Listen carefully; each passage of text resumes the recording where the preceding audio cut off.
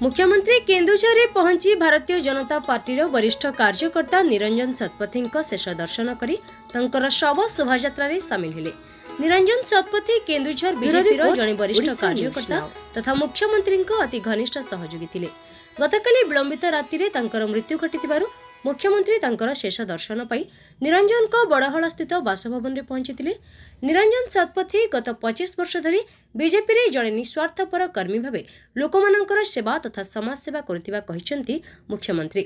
असुस्थ होई भुवनेश्वर जाउथिबा बेले अचानक निरंजन को देहांत होइतिला। खबर पाई मुख्यमंत्री भुवनेश्वर आसी निरंजन को शेष यात्रा सामिल होइतिले। एथिसह तांको परिवार दुखरे से दुखी होई परिवार को सहयोगर हाथ बढ़ाइबे बोली कहिसेंती। मो दलर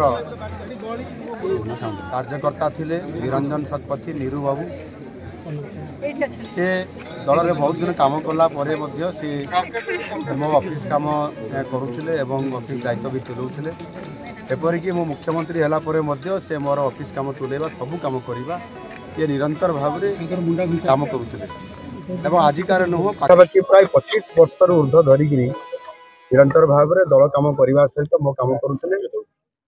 समस्त भल मंद कथा भी मुझे बुझुली एवं एबे आमर जो chief minister grievance cell row जो कैंप गोटे मंडुआरे कराई मो जो घर कार्यालय हिसाब से एबे अपॉइंटमेंट लेटर भी आसी गत सप्ताह है से जॉइन गोटे प्रकार कर सारी एवं से जाऊले गोटे चेकअप करने भुवनेश्वर तो रास्ता राति काली बस रे गला बेले बस खराब है पुणी आ गोटे बस रे से केउंझर को फेरुले पुणी आ गोटे बस रे भुवनेश्वर जीवार थिला आ से समय शांतिलता कौन बस कहते से फेरुवा समय 2:30 पाखापाखि हार्ट स्ट्रोक है बोली जहाँ कहते देहांत हो। निरंजन शतपथी जड़े समाजसेवी परोपकारी थे से लोकंर बहुत उपकार काम करुले दलर काम करुले दल मध्यम भी बहुत सेवा करते राति 2टा 3टा जिते जी भी जार काम पड़ा से सेवा करुले। साधारण लोकटे हेले से पर उपकारी एवं जड़े समाजसेवी थे एवं सीए दल मध्यम आम मध्यम भी अनेक काम से करुले।